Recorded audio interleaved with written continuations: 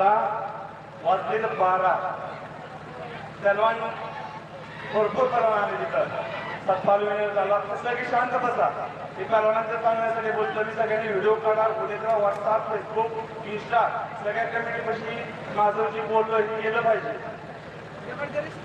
आता इथं लाईव्ह चालू आहे लाईव्ह मध्ये सगळ्यांनी कट करून घ्या आपण 2 मिनिटं कसं माहिती तुम्हाला माहित आहे की पहलवानांचा अपघात किती झालेला आहे अपघातामुळं पहलवानकी भरपूर माग आलेले आपल्या कुंडलचे किती पहलवान मिळले कोल्हापूरचे किती गेले परत आपल्या सोलापूर जिल्ह्यातले किती गेले तिकडे नाशिक जिल्ह्यातले किती गेले भरपूर जिल्ह्यातले भरपूर पहलवान गेले या गोष्टी कारणानं की मैदान रात्रीच्या 12-1 वाजता मैदान सुटतंय मग पहलवान लोकांनी जेवायचं कधी जायचं कधी खायचं कधी हे सगळं सोडून पहलवान बसलेलं असतं ते सगळं सुटून जातं आणि एवढ्या वेळात माझी विनंती आहे सगळ्या कमिटीला की मैदान सगळ्यांनी 8 ते 9च्या दरम्यान संपलं पाहिजे अशा हिशोबाने मैदान घ्या आणि पहलवान लोकांनी कृपया करा की मैदानात लवकर पोचा कमीत कमी आपली कुस्ती 9च्या दरम्यान येते आता माझं मी माझं सुद्धा सांगतो की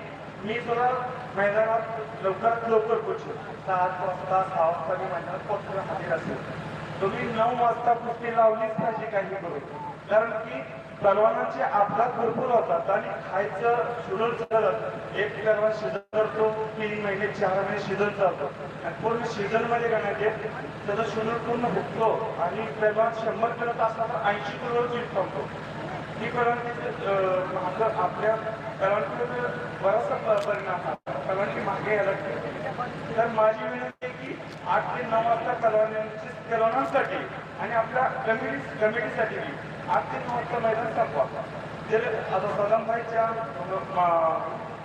वाईट वाटून बोलतो तुमच्या मैदानात बोलतो मी सगळं कारण मी माझ्या पहलवान भावांसाठी बोलतो सगळ्या माझी जे आता मी पहलवान आहे तर माझ्या सगळी तरुणांची पोरं माझी भावंड आहेत कारण की आम्ही पहलवान आहे लांब मातीसाठी संबंध आहे त्याच्यामुळं आणि कोणची गाडी कुठणाऱ्या असते तर छोट्या छोट्या पहलवानांच्या गाडी असते ती पोरं कशी जाते मज्जा करतात मस्ती करत जाते कसं जाते कळत नाही ना ते आईबापांना कळत नाही वस्तूला कळत नाही माहीत नसतं आता वरतात आता रकाला बसतं किंवा थोडंसं जर पोरं सरळ मार्गे जातात सरळ मार्गे तर एक परवानगी असते बोलतो त्याच्यामुळे मी म्हणतो की आपलं मैदान कृपया करून माझ्या सगळ्यांना हात जोडून विनंती आहे की 8 ते 9 वाजता मैदान संपतो सगळं आता 12 वाजेपर्यंत आता मी माझं स्वतःच सांगतो आता 12 वाजता कुस्ती करणार परत यात उठली सगळी आली त्यांच्यासाठी 1 ते 1.5 तास नव्हतो काढायला जाणार मी जेवणार कधी 2 ते 3 वाजता मला जेवायला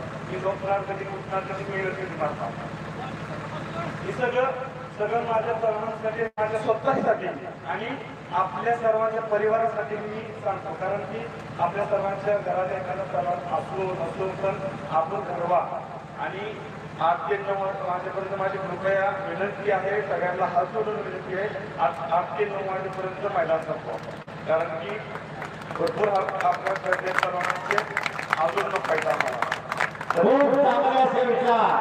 सिकंदर शेख यांनी स्वतः मांडलेले आहे कुस्ती मैदान 9 वाजता संपलं पाहिजे सिकंदर शेख साठी एकदा जोरदार टाळ्या होत्या टाळ्या हे जबरदस्त असेल तर कुस्ती मैदान 9 ला संपलं पाहिजे पैलवान आपापल्या तालीत पोहोचला पाहिजे घरी पोहोचला पाहिजे हा टप्पाच होता सिकंदर शेख यांचा याच्या पाठीमागे बोलण्याचा 12 वाजता मैदान जर चाललं तर पैलवान घरी जाणार कधी खुराक कधी खाणार आणि परत दुसऱ्या दिवशी दुसऱ्या मैदानाला खूप चांगले विचार मांडले आणि आमचे मार्गदर्शक रावसाहेब आप्पांचे विचार आणि ते एकच आहे आप्पांचं जरा टायमिंग थोडं कमी आहे आणखी पण तरी सुद्धा आज 8:30-9ला मैदान संपलं पाहिजे हा आत्ता सर्व यात्रा कमिटीने घ्यावा अशी विनंती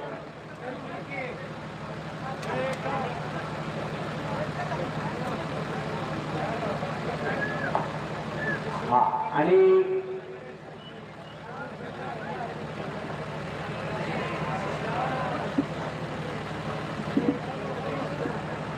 कुस्तीला प्रारंभ होतोय महाराष्ट्र केसरी सिकंदर शेख त्याने भारताच्या कान्याकोपऱ्यामध्ये कुस्ती क्षेत्रामध्ये धुमाकूळ घातला आणि महाराष्ट्राला या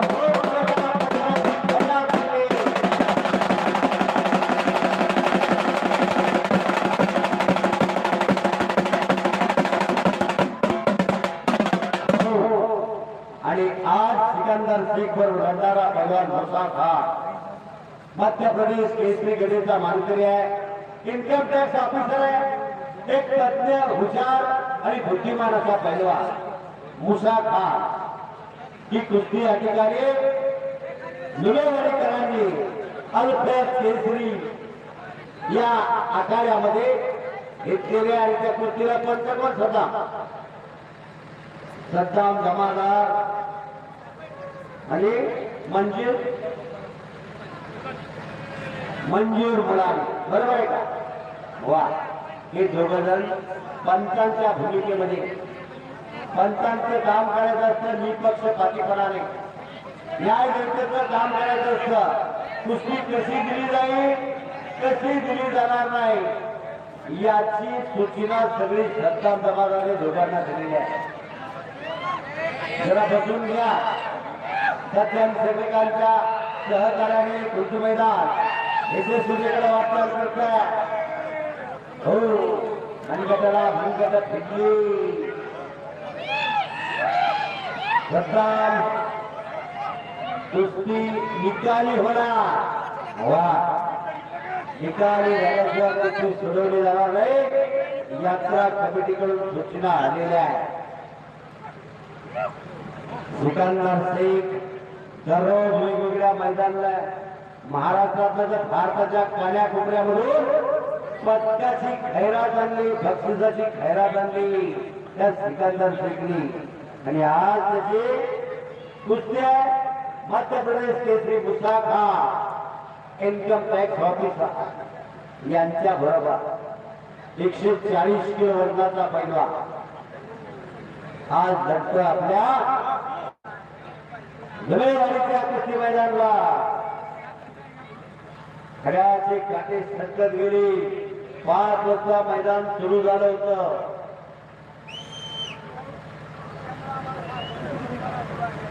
आणि 12:15 वाजलेले आहे. अखंड 6:30 पावणे 7 तास झालं कुस्ती मैदान चालू आहे. एकही मिनिट कुस्ती बंद नाही. एवढं मोठं मैदान आज धुळेवाडीच्या ग्रामीण भागामध्ये होता. खर तर एक कौतुक आहे यात्रा कमिटीचा. आणि सिंगल पटकावला सिकंदरने आणि ताबा घेतला. डोळे मिटू नका, डोळे मिटू नका. डोळे मिटले कुस्तीला मुक्ता. एक चाक हा हुकमीदा सिकंदरचा,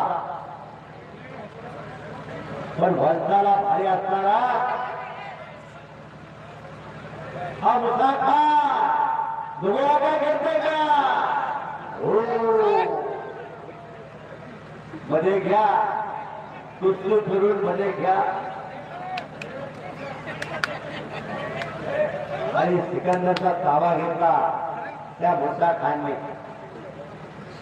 दोन्ही तयारीचा पट्टीचा पैलवान आहे, वजनाला भार आहे, मध्य प्रदेश केसरी गडेचा मानकरी आहे. आणि हा महाराष्ट्र केसरी, महान भारत केसरी एक लढाऊ बनला. थांबले त्याच्या रक्तातच आहे अशी कुस्ती असं मैदान.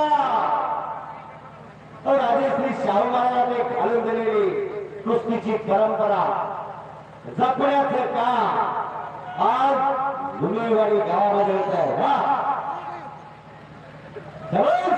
टाळ्या टाळ्या टाळ्या टाळ्या करायचे.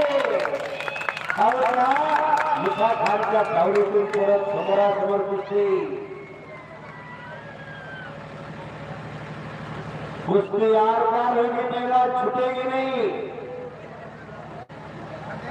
यात्रा कमिटीकडून तशा सूचना आलेल्या आहेत. जहां डाल डाल पर सोने की चिड़िया करती है बसेरा, ओ भारत देश है मेरा, ओ भारत देश है मेरा।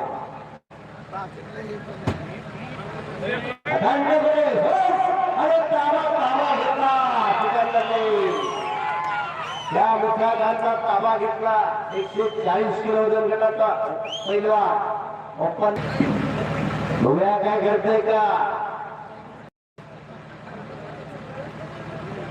अखंडपणे चालत आलेली कृतीची परंपरा खऱ्या अर्थाने जोपासण्याचं काम जुनेवारीमध्ये भरपूर पैलवान होता मुसाबाईंनी सांगितलं होता पण आता ही तरुण पिढी व्यसनाकडे चाललेली आहे व्यसनाकडून बाजूला जाण्यासाठी एकमेव पर्याय ती म्हणजे कुस्ती आणि कुस्तीसाठी खऱ्या अर्थाने हक्काचं आहे आज दिवसात एवढं मोठं कुस्ती मैदान घेतलं यात्रा करून दिली आणि ते यशस्वी केलं त्यातली शेवटची कुस्ती